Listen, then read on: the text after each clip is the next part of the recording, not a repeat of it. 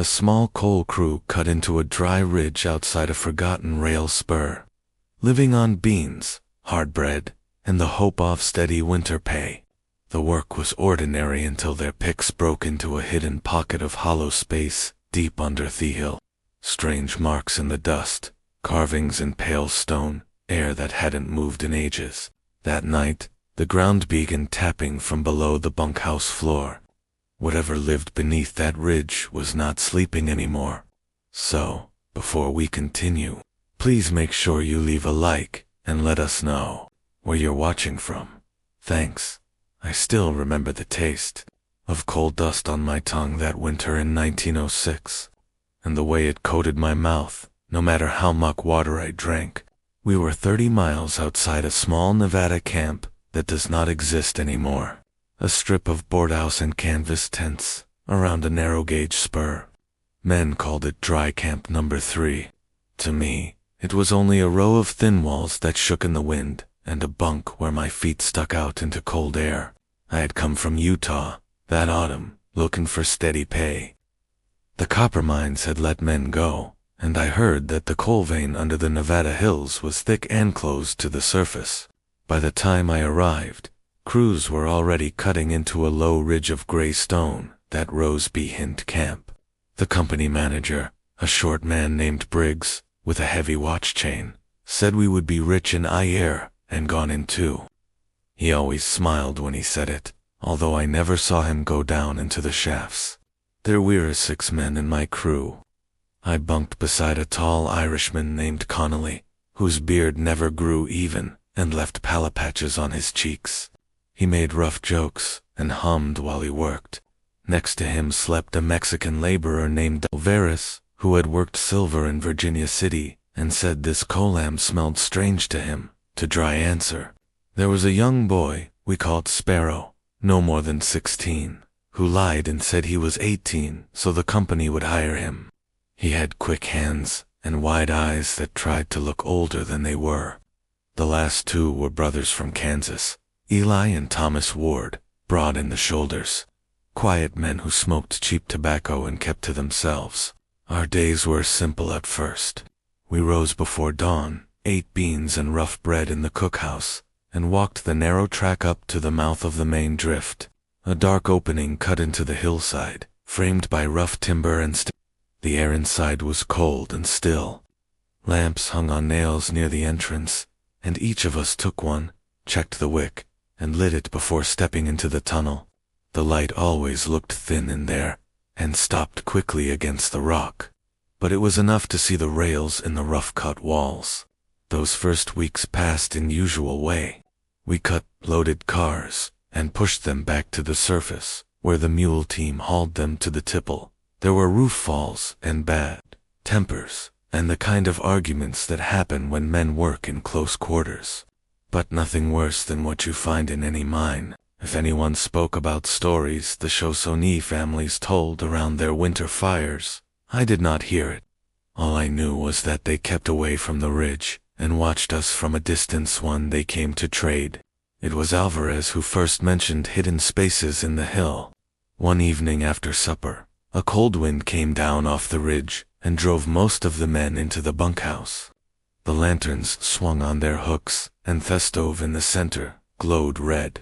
Alvarez sat on the edge of his bunk with his boots off, rolling his shoulders, and said the coal was not lying right in the hill. He said there were hollows behind the seam, empty spaces that changed the sound of the pick when you struck. Old rock with holes, he said in his rough English. The hill is not solid. It has many empty places. Connolly laughed and asked what was supposed to have made those holes. Alvarez only shrugged and looked at the floorboards. Sparrow listened with a serious face, the way a boy listens when he wants men to think, his groan. 2 days later, we hit the first pocket. We were 100 yards in Bython, following the seam downward. The air had grown warmer and heavy with damp. My shirt stuck to my back while I swung the pick, and the lamplight shook with every strike. I remember hearing a dull change in the sound, a hollow note, and then my pick broke through into open space. Cold air rushed over my hands, dry and stale from long confinement in Throck. We all stopped at once. For a moment, there was only the hiss of our lamps and the slow drip of water somewhere in the distance. Then Connolly stepped up beside me, held his lamp near the hole, and peered through. On the other side was darkness, deeper than the tunnel around us. We widened the opening with care, knocking away chunks of coal until a man could squeeze through. Briggs came down not long after we sent Sparrow to fetch him. He arrived in a clean shirt with a scarf around his neck and a lamp that had never seen coal dust.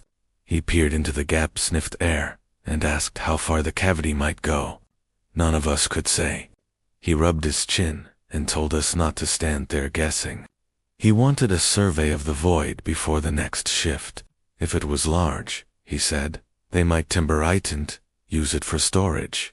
If it led deeper into the hill, they could drive a new heading and open more of the seam. The Shoshone interpreter, who sometimes came to camp, must have heard about the discovery. That evening, he stood outside the cookhouse with 2 elders, watching the lamps burn at the drift mouth. I saw Briggs speak with him for a short time.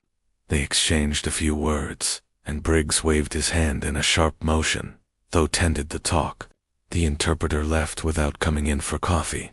When we turned in that night, the bunkhouse felt colder than usual. The wind pushed at the walls and sent fine dust through the cracks. We assembled at first lightened, walked up the track without much talk. Frost covered the rails and made them shine white in the lamplight. At the mouth of the drift, the timbers were damp and rough to the touch.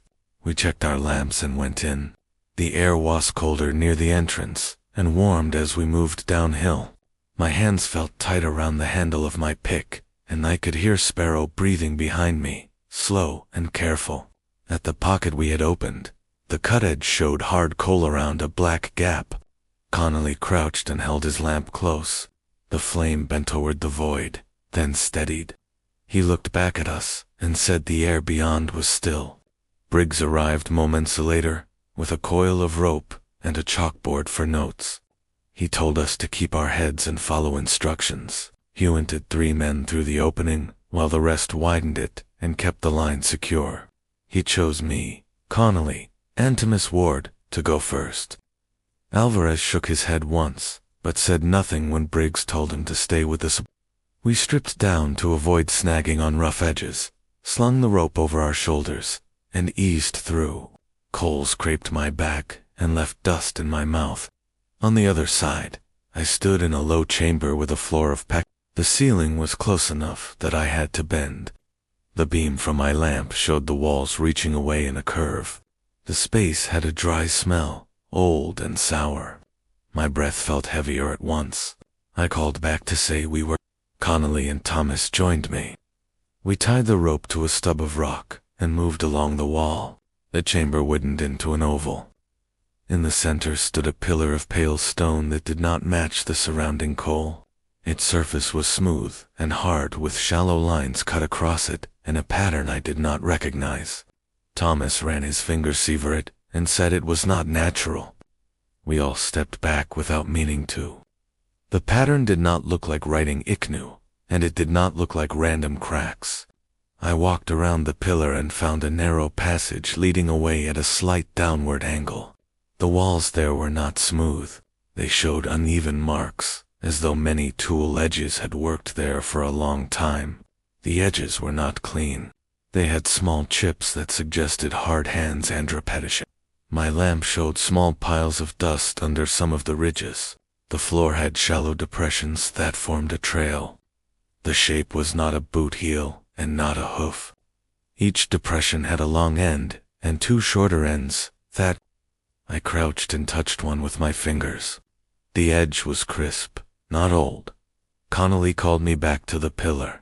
He had found something on the ground near its base. It was a strip of pale matter that bent without breaking.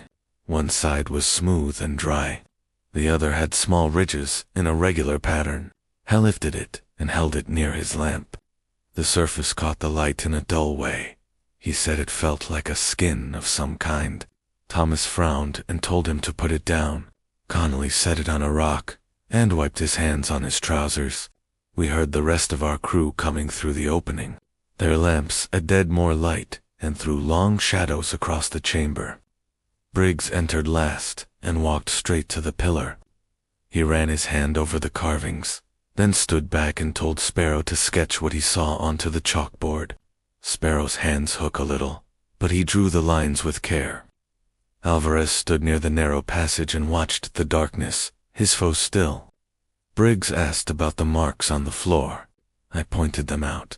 Heck crouched and followed them with his eyes to where they turned into the passage. He told Eli Ward to bring to timber sand, set them at the entrance to brace the roof. Eli went back through the opening with Alvarez to fetch the wood.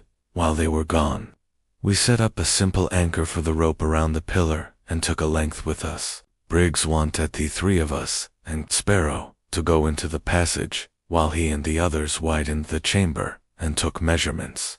We moved single file with them in front. The passage sloped down and curved right.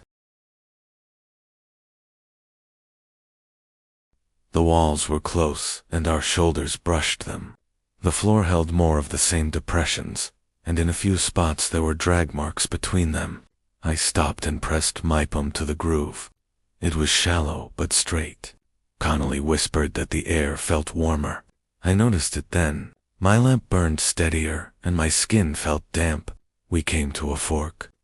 The branch on the left had a low ceiling and a strong smell. Sharp and mineral. The branch on the right dropped away more steeply and carried a faint current of air that touched my face. I listened and thought I heard a soft clatter somewhere far below. Not loud, more like small stones tapping together in a slow rhythm. Sparrow heard it too. He swallowed and shifted his grip on the chalkboard. We chose the right branch echoes of the moving air. The rope paid out behind us to the chamber. I marked the wall at the fork with a notch and kept going. After 20 yards, the passage widened into another chamber, smaller than the first. The ceiling rose. Thefler held scattered fragments of pale material in thin shapes. I knelt and picked one up. It crumbled under my fingers and left a dusty residue. The smell here was stronger, close to the smell near the left branch, but not as... Connie's lamp showed dark stains and patches on the floor. They were old and dry. Sparrow pointed to the far wall where narrow vertical grooves ran from floor to shoulder height. The grooves were smooth and evenly spaced. At the base of one lay a simple pile of stones arranged in a ring with black residue in the center. I touched the residue and it smudged my fingertip. The ring was not big enough for our kind of fire. It looked more like a spot for heating small things. There were thin bones near it, brittle and hollow. I did not recognize the animal. We did not speak for a minute. The soft clatter far below came again, then stopped. I felt the hair rise on my forearms. Sparrow whispered that we should turn back and tell Briggs. I agreed. We marked the chamber in our notes, scanned the walls again, and went out the way we had come. At the fork, the smell from the left branch was stronger than before, and Thier felt wetter. I made a new notch, and we started back. In the first chamber, Alvarez and Eli had set the brace and ware cutting wedges. Briggs stood with Thomas, counting his steps around the pillar. He looked up when we entered and asked what we found. We told him about the lower chamber, the stone ring, the grooves in the wall, and the old stains. He asked about the sound. I said, "It came and went." He nodded and told us we would need to push farther on the next path. He spoke in an even tone and kept his eyes on the chalkboard. Sparrow's lines came out neat and simple. We worked for 2 more hours, shoring the entrance, measuring the main chamber, and taking note of the carvings. Briggs told us not to spread talk around camp. He said men quit when they did not understand something. He said, "Thy company would bring in a proper surveyor soon, and that would settle things." He did not say when. On our way out, Alvarez stooped and picked up the strip Connolly had found. He sniffed it, held it close to his cheek, and then set it down again. He did not look at any of us. Outside, the wind had risen, and a fine grit moved across the ground. We walked back to camp with our heads down, lamps covered. That evening, The Shoshone interpreter came again, this time with only one elder. They waited near the cookhouse door until Briggs arrived. I stood close enough to hear. The elder spoke in a low voice, and the interpreter translated. He said the ridge held old rooms that were better left alone. He said the hunters did not walk near there in winter because something moved when the earth slept. Briggs told him the company had work to do. The elder lifted his hand once, palm outward, and then left with the interpreter, without taking coffee. Sparrow sat with me in the bunkhouse after supper. He cleaned his lamp glass with a rag and asked if I believed the elder. I told him I did not know what to believe yet.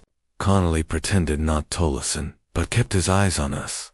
Alvarez sat on his bunk and sharpened his small knife with steady strokes. The Ward brothers played cards with low voices. I woke before dawn to a sound I could not place. It was not wind or the creak off walls. It was a dry churring from the direction of the ridge, faint but even. It went on for several breaths, and then no one else stirred. I lay still until the stove snapped as the iron cooled. Then I slept again. In the morning, Briggs assigned a new order. He wanted Thomas to lead the next push with me and Connolly behind, Sparrow, Torcord, Alvarez, and Eli to carry timbers, and the rest to haul spoil. He carried a small pistol under his coat that I had not seen before. He caught me looking and said it was company property. We gathered our gear and went up the track. Inside the hill, the air felt warmer than the day before. A faint dust hung in the lamps and moved in. At the fork, we turned right again and followed our marks. The lower chamber looked the same, except for one thing. The ring of stones had been disturbed.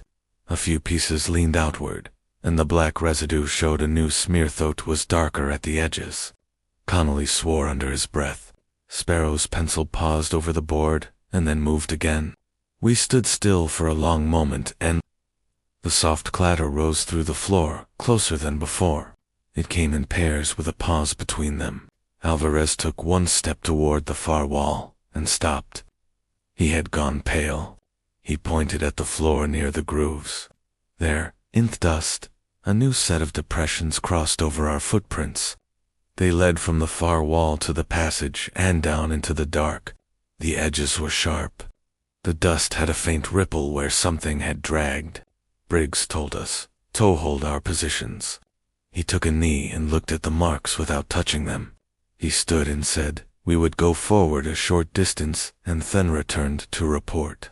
He chose only me and Thomas to go with him. Connolly told Sparrow to keep drawing. Alvarez backed it toward the passage and set his lamp on a rock for more light. We pulled the rope tight and stepped into the deeper throat off the hill. We moved in slow steps. The passage narrowed and forced us to turn sideways for a stretch. Our lamp shook a little because we tried not to breathe loud. The air felt heavier the farther we went. It made my chest feel tight. My boots touched loose grit that shifted under my soles and made a dry clicking sound. Briggs kept his hand on his coat where the pistol sat. Thomas held his lamp out in front, arm locked straight. The walls changed texture after we descended 10 more yards. Coal gave way to a darker stone that had thin veins of a gray mineral running in irregular. It did not reflect lamplight. It swallowed it. Past that point, the sound beneath our feet was steady. The Semetwo tap pattern, with a pause. No change in rhythm, no change in direction. It made me think of something working at a task in patience. We reached another chamber. This one was tall enough that the lamplight did not reach the ceiling. The floor was dry. The rock under our boots was smooth and hard. There were piles of broken stone in thickeners, each no higher than a man's waist. Some pieces were thin and curved. Others were short and bulky. None were they were too pale. There was something in that room that made my skin crawl. It was not a feeling of bind. It was a feeling that we were intruding on ground that was already in use by something that had left on lineaments before. There were no carved pillars, no symbols. Just a single low trough carved into the floor that ran from near the entrance to the opposite wall. The trough had dried residue along its length. Thomas crouched to look closer and froze in place. Briggs knelt beside him and leaned in. He reached his thumb down and touched the residue. His face went stiff when he lifted it. The residue was red, not faded, not dusty, red. He hissed a breath and told us to go back. We did not argue. We backed out the way we came, careful to not drag the rope. When we returned to the lower chamber, the others were exactly where we left them.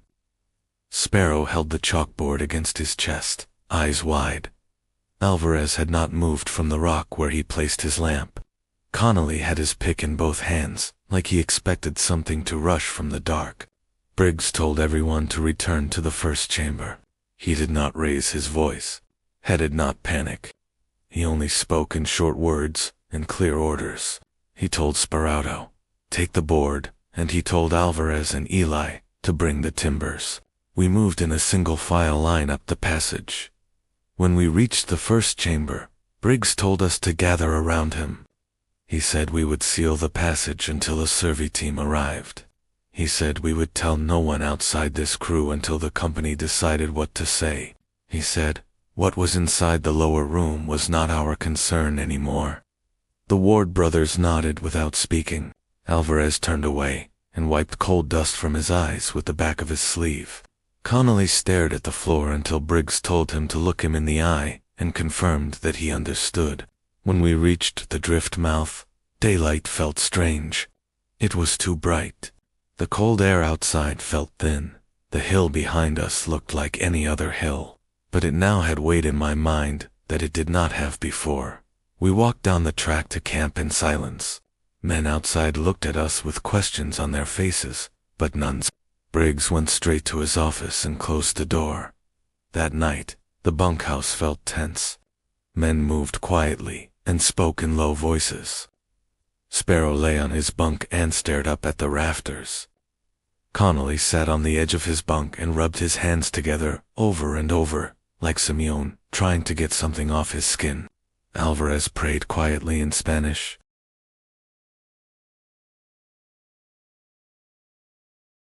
The Ward brothers smoked and said nothing.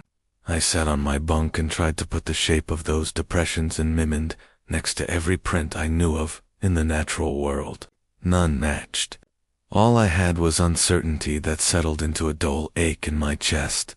2 hours after lights out, I woke to the same drit-woo tap sound I heard before dawn. It was louder now. It came in steady rhythm from the direction of the ridge. He stepped outside and saw the other men standing there too, scattered in silence outside their doorways. We all heard it. It was not wind or rockfall. It was deliberate. It went on for several minutes, then stopped, with no fade-out. At dawn, we walked up the track again, but Briggs stopped us at the drift mouth. He said the company would haltle underground work until the survey team arrived. The work crews would shift to expanding the tipple and clearing. I saw anger in some of the men who had not gone inside the hill. One said, "We found gold and were hanged in." Another said, "The Shoshone cursed the ridge." Briggs told them to keep their mouths shut and do what they were paid to do. The next 2 days were slow and restless. The tap came every night, and sometimes in short bursts, during the afternoon. The men who had never gone into the hill grew irritable. Sparrow lost weight fast. Alvarez refused to step foot near the ridge. Connolly started drinking early in the morning. The Ward brothers watched the hill from behind the tool shed and said nothing at all. On the third night, the taps came closer. Instead of coming from deep under the ridge, the sound seemed to move toward camp. It was still faint, but no longer distant. It carried through the cold air like something steady and patient closing distance. I was outside when it happened. The sky was clear and full of stars. The sound grew loud enough to make men look at each other with a kind of silent agreement that we had crossed a line. We formed a small group near the tool shed. Sparrow stood between me and Connolly. Alvarez stood behind us near the wall. The Ward brothers moved to the front and listened with their hands on their belts. The taps stopped. The silence that followed had weight. Then the sound came again, but this time from under our feet. A single dry scrape close to the toolshed door, a second scrape near the bunkhouse foundation. We all stepped back. Briggs came out of his office with pistol drawn. He did not shout for men to calm down or return to their bunks. He only asked where the sound came from. Thomas pointed at the ground near the shed wall. Briggs raised the pistol and told everyone to stand clear. The ground under the shed gave a single sharp click like stone on bone. Then silence. Briggs lowered the pistol and told everyone to get back inside. He said we would form an armed watch until dawn. He said nothing else. The Monobite? Because there was no alternative thought left to cling to. I sat awake for most of that night with my lamp burning low and my back against the bunkhouse wall. My chest hurt every time I breathed in. Sparrow sat on his bunk staring at the door.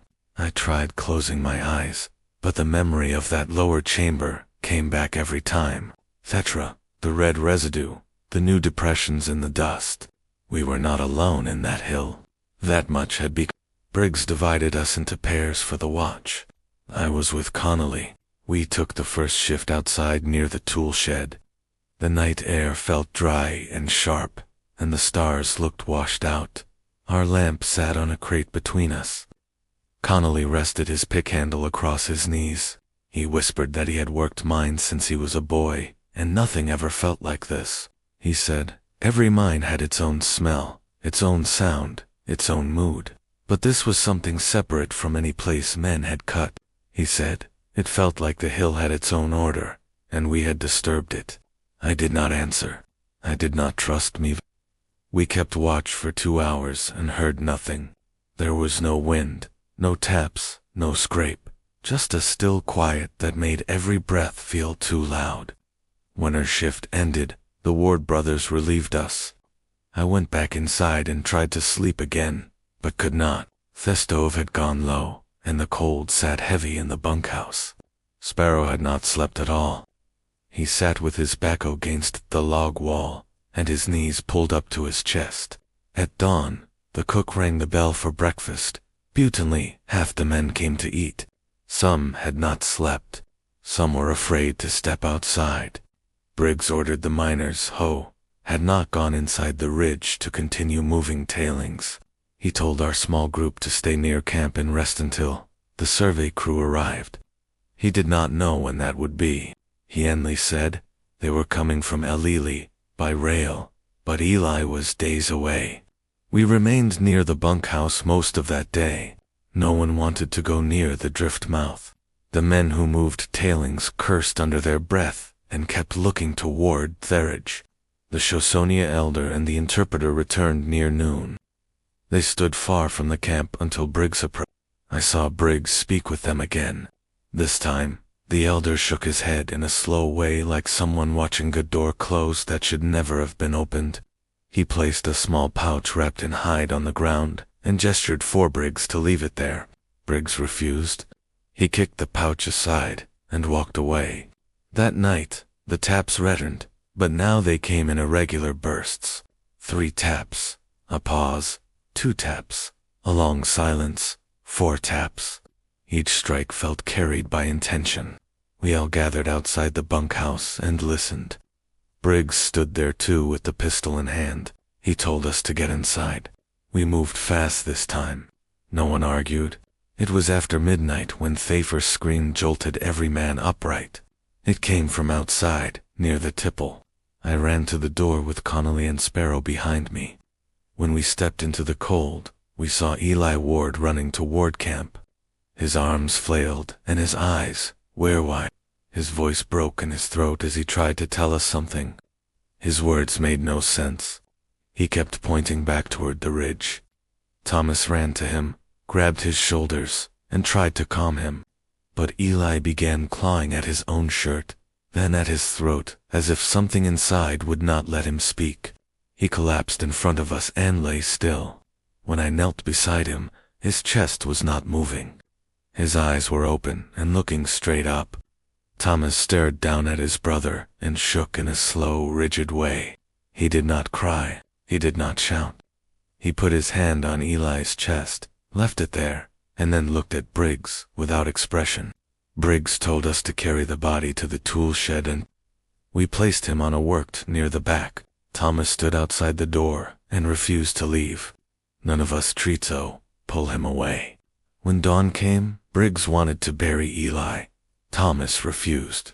He said we needed to wait for the server crew so they could see everything. Briggs argued that the Nevada sun could rot a man in days, but Thomas would not give the body up.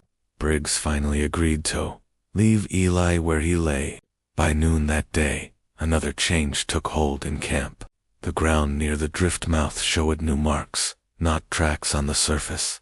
Deep, narrow gouges in the dirt, like something sharp had been dragged toward the entrance. The marks were not wide. They were thin and even.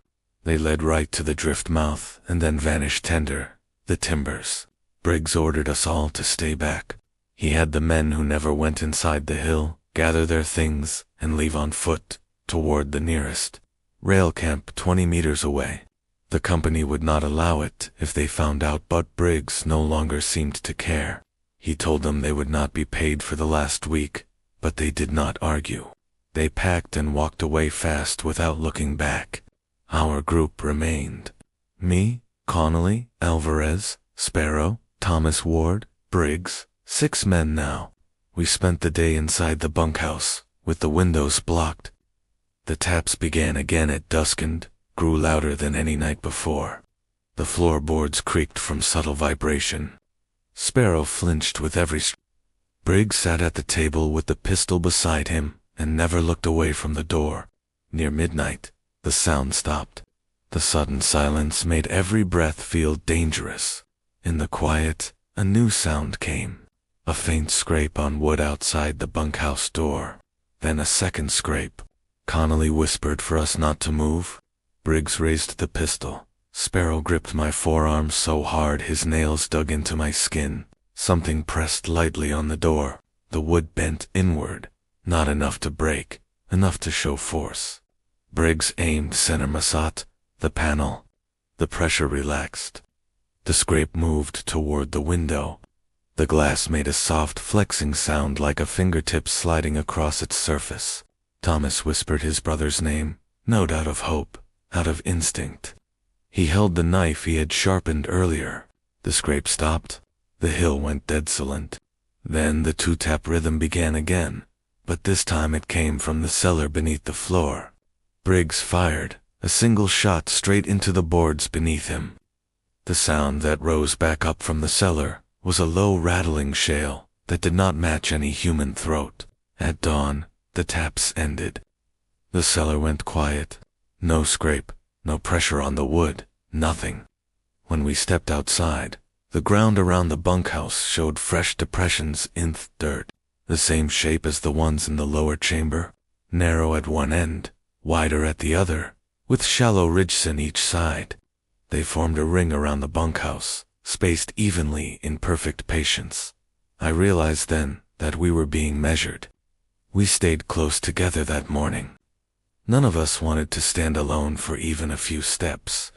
Briggs told us we would not go back inside the hill under any circumstances. He said we would wait for the survey crew and then leave the moment they arrived. He said they could handle whatever was down.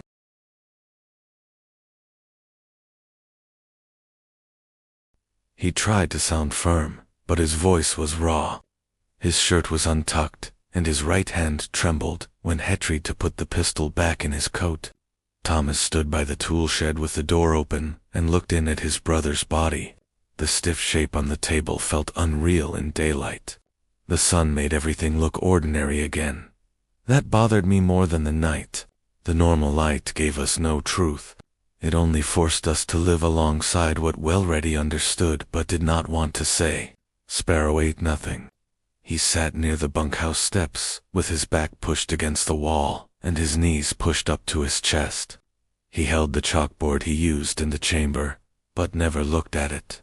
Alvarez walked the edge of camp in a slow circle, muttering and glancing at the ridge every Connolly polished the metal end of his pick while sitting on an overturned crate. He did not speak. He did not hum any more.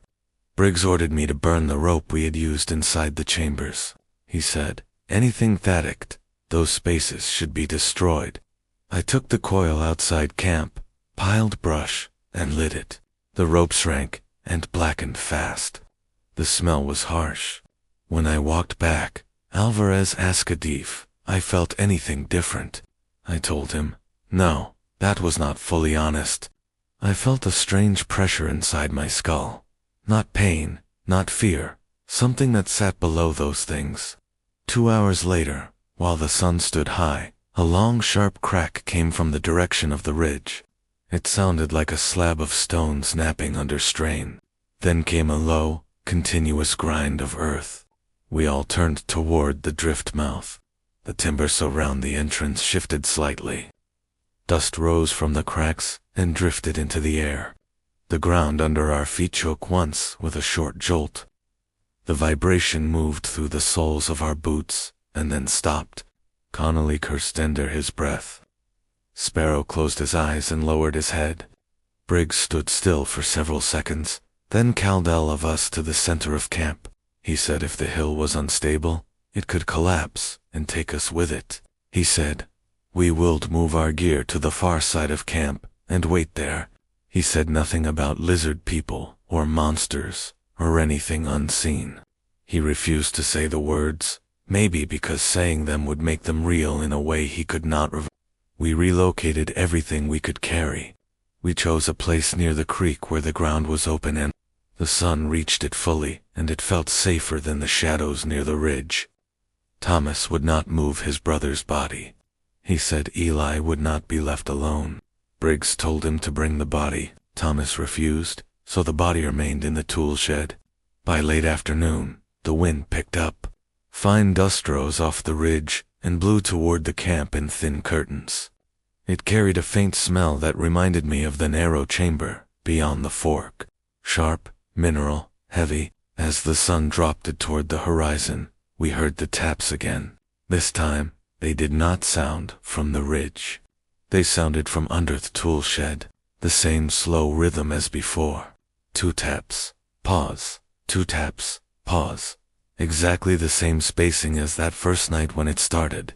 Thomas drew his knife and walked toward the shed. I moved to follow him, but Briggs grabbed my coat sleeve and told me to stay put. Thomas never stopped. He walked straight inside. We heard his steps fade on the wood floor. A moment later, a single sharp slam of wood came from inside, then silence. Briggs raised the pistol and ran toward the shed with Alvarez behind him. Connolly moved in behind them. I reached the doorway as Briggs yanked it open. Thomas was standing inside with both hands clenched around the edge of the work. His shoulders rose and fell in shallow movements. His head bowed slightly. His brother lay right where we placed him. No movement, no shift. Nothing changed from firmament. We left the body there that morning. Briggs called Thomas's name. No answer. He stepped closer and placed a hand on Thomas's shoulder. When Thomas looked up, I saw something in his eyes that did not belong to a man standing in. His pupils were wide. His jaw held tense in a way I had never seen. He whispered that something moved beneath the floor. He said he felt it press against the boards under his feet. The way, he said it was not frantic. It was flat, like he had accepted it. We backed away and left the shed. We tried to talk Thomas into leaving. He would not. He said he would not abandon Eli. He sat down near the door of the shed with the knife in his right hand, and the body of his brother behind him on the table. Night came with no color in the sky, just a rapid fade to dark. We lit 3 lamps and set them in a triangle around our new camp spot. No one slept. Sparrow sat between Connolly and me, with his arms wrapped around himself. Alvarez stayed standing. He refused to sit. Briggs paced. His boots scraped the dirt in tight circles. Around midnight, the taps started again below the shed. Then the taps moved under the ground between the shed and the creek. Not fast, not loud, just closer. Then we heard a second set of taps farther back near the drift mouth. Then a third set from farther right near the tailings pile. 3 separate patterns, moving at once. I felt every muscle in my body tighten at once. Sparrow's breathing turned short and fast. Connolly lowered his pick and rested it against his thigh because his hands shook too much to hold it level. The tap stopped. The silence lasted long enough to make us hopeful for 1 second. Then came a new sound, a solid drag across soil near the creek, slow, long, very close. Briggs lifted the pistol toward the sound, his hand. He stepped backward until he stood beside us. The lamps flickered. Then we saw a shape in the darkness at the edge of the light. It crouched low with long limbs pressed close to the ground. Its skin was pale green and dry. Its head was narrow and elongated with flat, dark eyes set far apart. Its mouth opened slowly and showed rows of small, pointed teeth. It did not produce sound. It only breathed in short, shallow bursts. Behind it rose another shape, then another. We stood frozen. The lamps showed their movements in brief sways of shadow. The nearest one tilted its heading a short mechanical motion. It stepped forward into the outer ring of lamplight. Its skin had a pattern of overlapping ridges down the sides of its torso. Its hands were long and ended in curved black claws. It stood upright now, taller than a man. Its chest rose and fell in slow rhythm. Briggs fired at its face. It did not fall. It turned toward him with no reaction on its face at all. And then it moved fast, faster than any man could move. It hit Briggs' bore. I could track the movement. 1 second, it stood just inside the ring of lamplight. The next, it crossed the distance, with no wasted motion. It struck his arm and sent the pistol out of his hand. The pistol spun in the air and hit the dirt 10 feet away. Briggs cried out and dropped to one knee. The creature's claws left 3 clean vertical cuts through Briggs's coat sleeve. Blood ran down his forearm fast. The creature did not follow through. It stepped back and watched us. Alvarez shouted that we had to fall back toward the creek. Connolly grabbed Sparrow by the collar and pulled him. I kept my eyes on the creature closest to us. Its dark eyes tracked every movement we made. 2 more shapes moved into view behind it. All 3 formed a slow arc to block the path back toward the ridge. They were not trying to force us back into the mine. They were pushing us farther away from the hill's base like we had trespassed, and this was their line. Thomas shouted from the shed that there were more under the floor.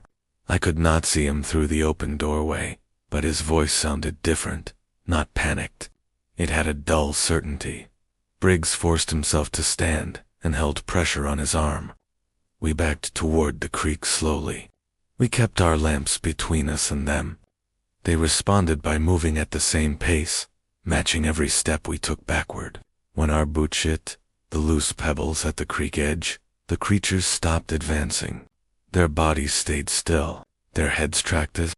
The nearest creature raised its shoulders slightly in a small motion and let out a short, dry hiss like air force through narrow cartilage. Another hiss answered from the left, then silence again. Briggs whispered to check the water for deeper crossing. The creek was only knee-high but wide. Crossing in the dark would be dangerous, Alvarez said. Wetted, not have a choice. Sparrow said he could not swim well. Connolly told him he would carry him if needed. The creatures stepped backward as a group, not turning their backs. They moved toward the shed and stopped near the door, where Thomas still sat. Alvarez darted toward him, but Briggs grabbed his shirt and pulled him back. Briggs said Thomas made his choice, and we could not pull him out without getting cut down before we reached him. Alvarez yelled that we could not leave him in there.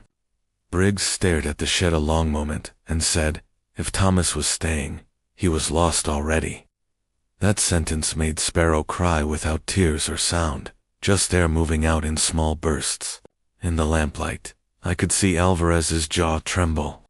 Thomas did not react to our shit. He sat inside that shed with his brother and the things outside the door. I did not know if he was waiting to die or if some part of him no longer wanted to leave. The creatures held around the shed in a ring. They were not rushing. They were waiting. We crossed the creek. Connolly lifted Sparrow on his back and kept Hislam held high. The water was cold, and the stones underfoot were slick. My lamp dipped toward the surface, but I steadied it before the flame died. On the other side, we formed a tight cluster and moved deeper into the scrub. The lamp showed low brush and uneven ground. We climbed a small rise and looked back across the creek.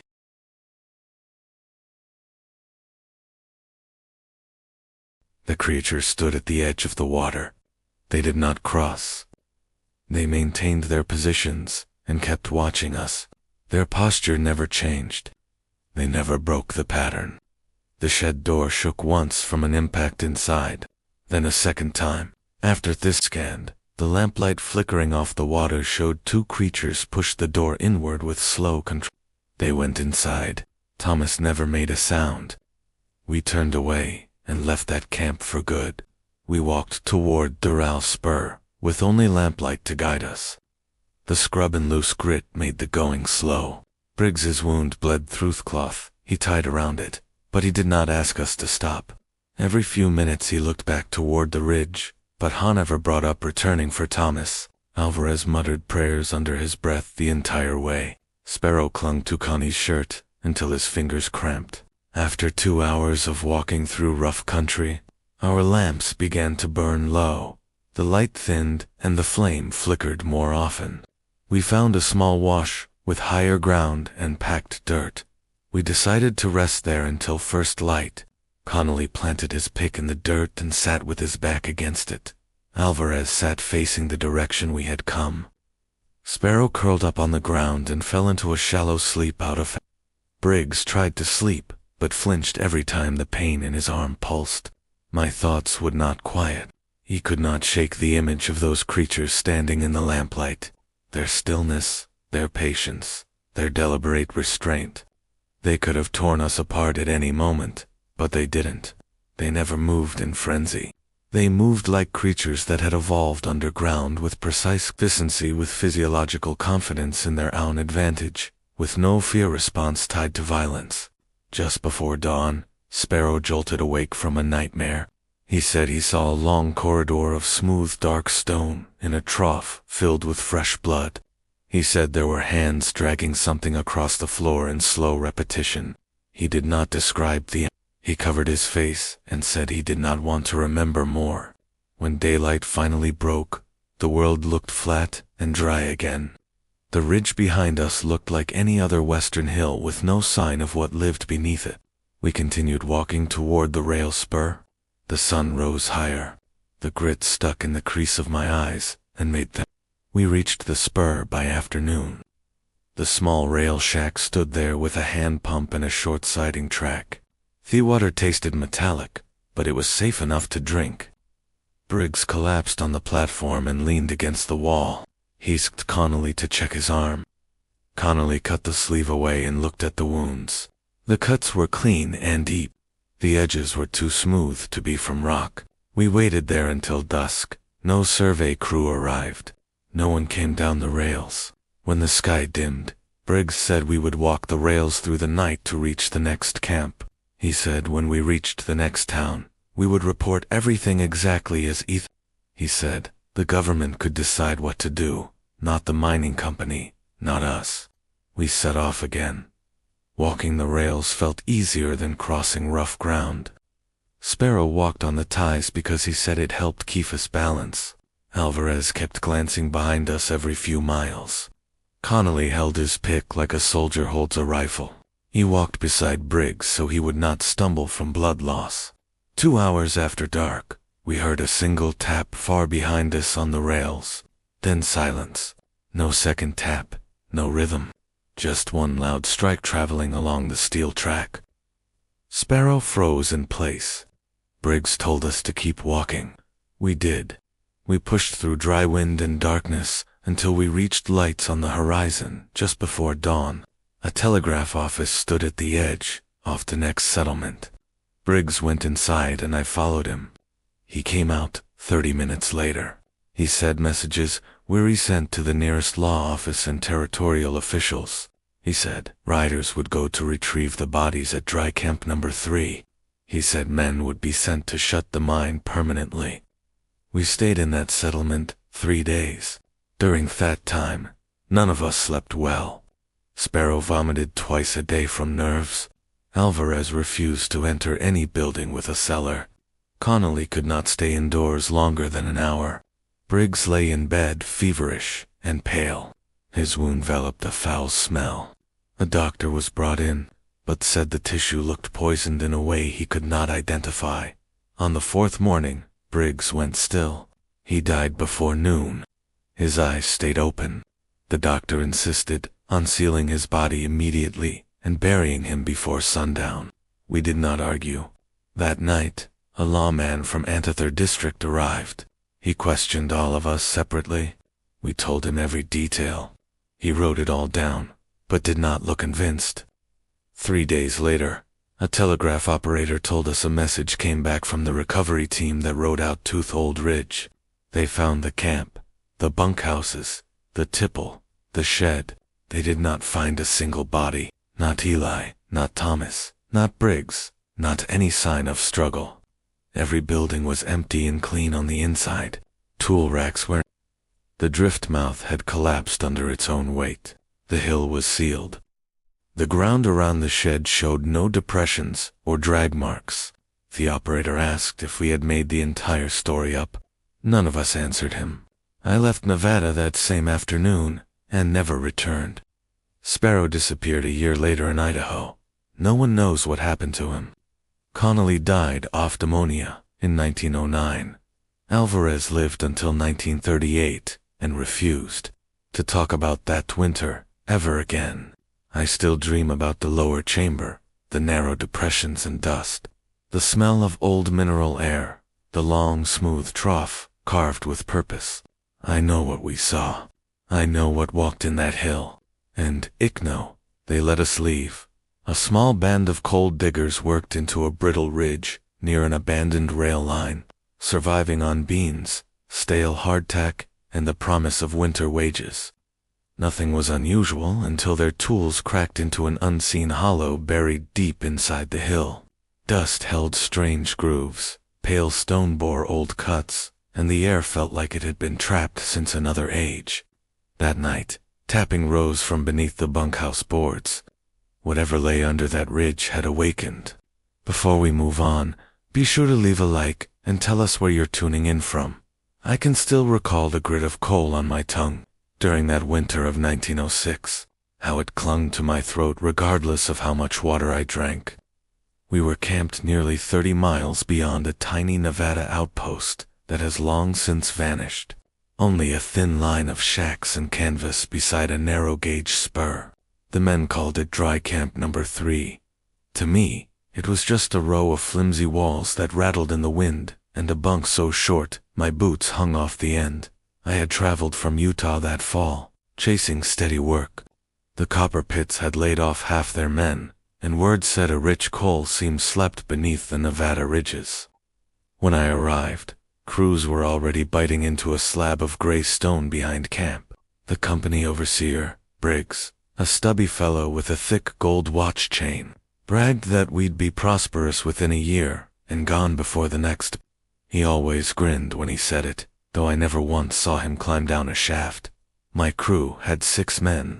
I slept beside Connolly, a lanky Irishman whose beard grew in uneven patches that never filled. He joked crudely and hummed through his work. On his other side was Alvarez, a Mexican miner from the silver drifts of Virginia City, who claimed this coal smelled wrong to dry, almost bitter. Sparrow, barely 16, though he swore he was 18, handled tools fast enough, but tried too hard to look grown. And the last were the Ward brothers, Eli and Thomas, big-shouldered Kansans who smoked cheap leaf and spoke little. Our days had a rhythm, up before sunrise. Beans and coarse bread in the cook tent, then a walk along the icy rail toward the drift mouth. The tunnel entrance yawned like a black wound in the hillside, framed with rough-cut beams. Lamps dangled from nails. We checked wicks, lit them, and stepped into the throat of the hill. Light dissolved quickly in the coal-black dark, leaving only rail glint and shadowed walls. Weeks passed untouched by anything stranger, then short tempers and a few loose ceilings. If the Shoshone families told stories about the ridge, I never heard them, though they kept their distance and watched us work with cold eyes. It was Alvarez who first warned of empty spaces behind the seam. One evening, a sharp ridge wind forced most of us inside, while the stove glowed red. Alvarez rubbed his shoulders and muttered that the hill held hollow voids that changed the note of a pick when it struck. "Rock with old cavities," he said. "The hill is not one piece. Something made those gaps." Connolly only laughed. Sparrow said nothing, but his eyes widened. 2 days later we hit the first void. By then we were 100 yards in, following the seam downward. The air had grown thick and warm, sweat clinging to our shirts. When my pick rang with a hollow thud, I felt the handle jump. One more swing and it punched through into emptiness. Cold, ancient air poured out and washed across my hands. All of us froze. Only the hiss of our lamps and a distant drip answered. Connolly raised his lamp and peered through. Blackness waited beyond. We widened the breach until a man could crawl in. Sparrow ran to get Briggs. He arrived, spotless as always, scarf tied neatly, and asked how far the darkness might run. None of us knew. He ordered an inspection before the next shift. If the space was large, he said, they'd brace it and make use of it. If it led deeper, even better, more coal. That night, the Shoshone interpreter stood outside with 2 elders, staring at the glowing drift. Briggs spoke with him briefly, then dismissed him with a sharp gesture. The interpreter left without a word,